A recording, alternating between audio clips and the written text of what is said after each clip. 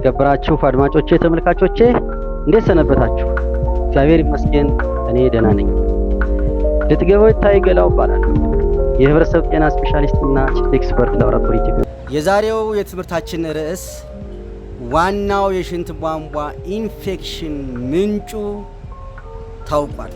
የሽንት ቧንቧ ኢንፌክሽን የሚከሰተው ባክቴሪያ ወደ ሽንት ቧንቧ ገብቶ በሚራባበት ጊዜ ነው። የሽንት ስርዓታችን የተሰራ ቢሆንም አንዳንዴ ተፈጥሯዊ መከላከያ መንገድ አሰራሩን በማሸነፍ ባክቴሪያዎች ወደ ሰውነታችን ገብተው በሽታን ያመጣሉ።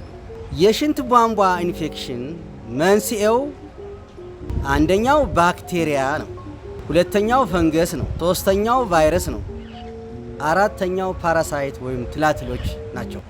ባክቴሪያ የሚባለው ከ80 እስከ 90% የሚሆነውን የሽንት ቧንቧ ኢንፌክሽን ባክቴሪያ የሚባለው የሚያመጣው ሲሆን ሁለተኛ የሚያመጣው ደግሞ ፈንገስ የሚባለው 5 እስከ 7% የሚሆነው ነው። ሌሎቹ ከ5 በታች ናቸው። ለምሳሌ ቫይረስና ፓራሳይት። ስለዚህ ዛሬ የምናወራውና ኢንፎርሜሽን የምንሰጣጠው በባክቴሪያ ዙሪያ ይሆናል። ዋና የኢንፌክሽን ቦታዎች ደግሞ ተለይተው ይታወቃሉ። ሁለት አይነት የኢንፌክሽን ቦታዎች አሉ። አንደኛው የታችኛው የሽንት ቧንቧ ኢንፌክሽን እና የሁለተኛ ደግሞ የላይኛው የሽንት ቧንቧ ኢንፌክሽን ብለን እንጠራቸዋለን። የታችኛው የሽንት ቧንቧ ኢንፌክሽን በአብዛኛው ከ80 እስከ 90% የሚሆነው የሽንት ቧንቧ ኢንፌክሽን ቦታዎች ታችኛው የሽንት ቧንቧ ኢንፌክሽን ብለን እንጠራቸዋለን። እነሱ ደግሞ ፊኛንና ብልቶቻችንን ነው። የኢንፌክሽን ባክቴሪያ አይነቶች ደግሞ 3 ዋና ዋና የኢንፌክሽን ባክቴሪያ አይነቶች አሉ። ባክቴሪያ ቅድም እንደተባልነው 80%ን እስከ 90% ያለውን የኢንፌክሽን ምንጭ የሆነው ባክቴሪያ ነው ካል ከባክቴሪያ ዘሮች ደግሞ ከ75 እስከ 95% የሚሆነውን የባክቴሪያ ኢንፌክሽን የሚያመጣው ኢሸርሺያ ኮላይ ብለን እንጠራዋለን። በእንግሊዝኛ የአማርኛ ትርጉም የለውም። ለዚህም ነው የኢንፌክሽን ባክቴሪያ አይነቶች 3 ዋና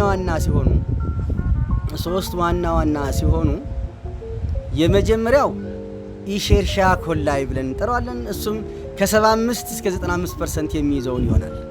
ሁለተኛው ስታፊሎኮከስ ሳፕሮፋይቲከስ ተብሎ ከ10 እስከ 15 የሚሆነው ፐርሰንት የሚይዘው የሽንት ቧንቧ ኢንፌክሽን ይህኛው ባክቴሪያ ነው ወይም የባክቴሪያ አይነት ነው።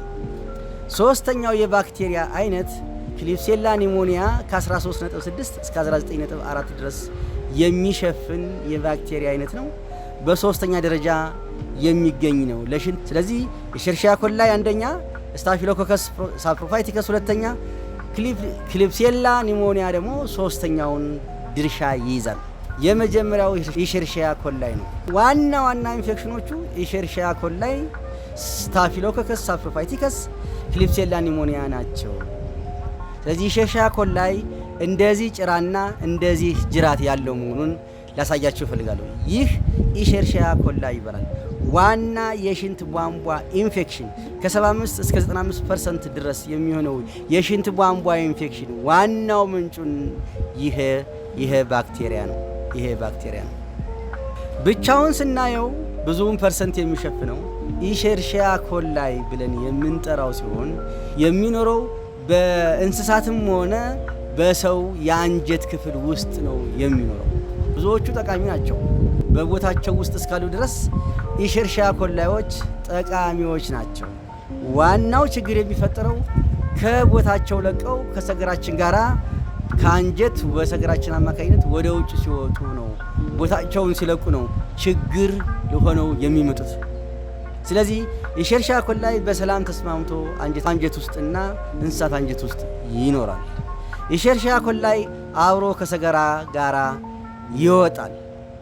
ኢሸርሺያ ኮላይ አደገኛና መርዘኛ ነገር አለው። ለመግባት የሚያግዙት ነገሮች አንደኛ ጅራት መሳይ ቅርጽ አለው።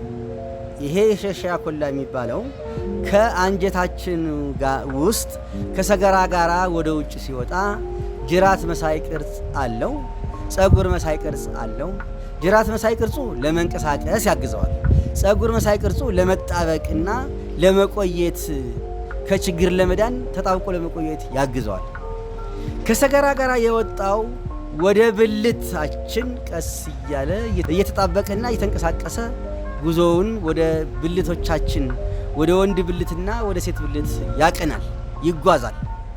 እድሉም ከፍ ያለ ስለሆነ ወደዚያ ይንቀሳቀሳል። የመጓዝ እድሉ አጭር ነው፣ እርጥብ አካባቢ ነው። እርጥበት አካባቢ ያገኘዋል እና በዚህ ምክንያት እድሉን ስለሚያገኝ ወደዚያው አካባቢ ይንቀሳቀሳል። ምግብ ፍለጋ ወደዚያው አካባቢ ይንቀሳቀሳል። እርጥብ ፍለጋ ወደዚያው አካባቢ ይንቀሳቀሳል ማለት ነው። ወደ ብልታችን የሚገባባቸው መንገዶች አንደኛ የሰገራና የእጅ ንክኪ አንዱና ዋናው እና ትልቁ እና በብዙ የሚገለጸው የሰገራና የእጅ ንክኪ ነው። ሁለተኛ የሚገለጸው የግብረ ስጋ ግንኙነት አደራርጋችንና ሌላው ሶስተኛው ካተተር ቱቦ በመጠቀም በቀላሉ ባክቴሪያው ኢሼሺያ ኮላ የሚባለው ባክቴሪያ ወደ ቱቦ በካተተሩ አማካኝነት ወደ ቱቦ ይገባል። አንዳንድ ሰዎች ሽንት መሽናት ሲያቅታቸው ፕላስቲክ ጎማና ሽንት የሚያጠራቅሙበት ይሰጣቸዋልና ያ በብልታቸው ገብቶ ሽንትን ለማጠራቀም አማካኝነት ባክቴሪያው በቀላሉ ወደ ውስጥ የመግባት እድሉ ከፍ ያለ ነው ማለት ነው። ስለዚህ በሶስት ዋና ዋና ነገሮች ኢሼሺያ ኮላ የሚባለው ባክቴሪያ ከሰገራ ወደ ብልቶቻችን የመግባት እድሉ በሶስት ዋና ዋና መንገዶች ነው ማለት ነው። እስኪ ይሄንን እንየው። ሰገራ እና ባክቴሪያው አብሮ ወደ ውጭ ይወጣል። ፍንጢጣ ጋር ይደርሳል። ሰገራው ፍንጢጣ ጋር ይደርሳል፣ ወደ ውጭ ይወጣል። ከዛ ከፍንጢጣ ወደ ብልት ይሄዳል። ከብልት ወደ ፊኛና ወደ ቱቦዎች ይሄዳል። ከዛ ቀጥሎ ቀስ እያለ ወደ ላይ ወደ ኩላሊት የመሄድ እድሉ ከፍተኛ ነው ማለት ነው። ስለዚህ ተጋላጭነትና ለመራቢያ የሚሆኑት ደግሞ አንደኛ የሴትና የወንድ አፈጣጥር ተጋላጭ ያደርጋል። ማራጥ ተጋላጭ ያደርጋል። እርጉዝ መሆን ተጋላጭ ያደርጋል። ዘርን የመከላከል ብቃት ኢሙኒቲ ማነስ በሽታን የመከላከል ብቃት ሲቀንስ ይሄ ይከሰታል። ሌላው የግብረ ስጋ ግንኙነት ማድረግና መደረግ አንዱ የተጋላጭነት መጠኑ ከፍ ያለ ነው። የእጅ ንጽህናችን ሽንትን ለረጅም ጊዜ መቋጠር፣ ውሃ መጠማት ወይም ደግሞ ቶሎ አለመጠጣት፣ እነዚህ ተጋላጭነትን ያመጣሉ። ሌላው ካተተርን መጠቀም ተጋላጭነት አለው። የስኳር ታካሚ መሆን ተጋላጭነት አለው። የኩላሊት ጠጠር መኖር ተጋላጭነት አለው ማለት ነው። እንግዲህ አድማጮቼ፣ ተመልካቾቼ ስለ ኢሼሺያ ኮላይ እና ስለ ባክቴሪያ በቀላሉ ከአንጀት ወደ ፍንጢጣ በሰገራ አማካኝነት ወጥቶ ከዚያ ወደ ብልት በመሄድ ከዚያ ወደ ቱቦዎች በመሄድ ከዚያ ወደ ኩላሊት በመድረስ ቦታውን በመውረርና በመራባት ከዚያ ኢንፌክሽን በመፍጠር የሽንት ቧንቧ ኢንፌክሽን ይፈጠራል ማለት ነው። ከሰገራ ጋራ ባክቴሪያው አብሮ ይወጣል። ከወጣ በኋላ በፍንጢጣ ወደ ብልቶቻችን ይገባና አካባቢውን በመውረር እና ራሱን በማራባት እና በማባዛት ኢንፌክሽን ይፈጥራል። የሽንት ቧንቧ ኢንፌክሽን ይፈጥራል። ይህንን ዑደት ማወቃችን እና የባክቴሪያውን ባህሪ ማወቃችን፣ የመተላለፊያ መንገዱን ማወቃችን፣ እንዴት መከላከልና መቆጣጠር እንደምንችል ማወቅ ተገቢ ነው ማለት ነው። ይህንን እንድናውቅ ይረዳናል ማለት ነው። ሌላው ብልትና ፊኛ በከፍተኛ መጠን በባክቴሪያ የሚጠቁ የሽንት ቱቦ ክፍሎች ናቸው ማለት ነው። ሰገራችን ዋና የሽንት ቧንቧ ኢንፌክሽን ምንጭ ነው። ልብ በሉ፣ ሰገራችን ዋና የሽንት ቧንቧ ኢንፌክሽን ምንጭ ነው። ንጽህናን፣ ጥንቃቄን፣ የመተላለፊያና የመከላከያ መንገዶችን ማወቅ ኢንፌክሽኑን ማስቀረት ይቻላል የሚል ትልቅ እምነት አለኝ። አድማጮቼ፣ ተመልካቾቼ የዛሬው የሽንት ቧንቧ ኢንፌክሽን ምንጭ የሆነውን ባክቴሪያ በዚህ መንገድ ይዤላችሁ ቀርቤያለሁ።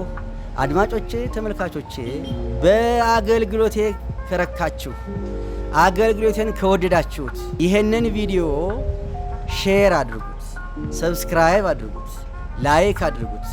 አድማጮቼ የዛሬውን ቪዲዮ እዚህ ላይ አበቃለሁ። ያችሁን ሰውታችሁ ስላዳመጣችሁኝ እጅግ አድርጌ አመሰግናለሁ።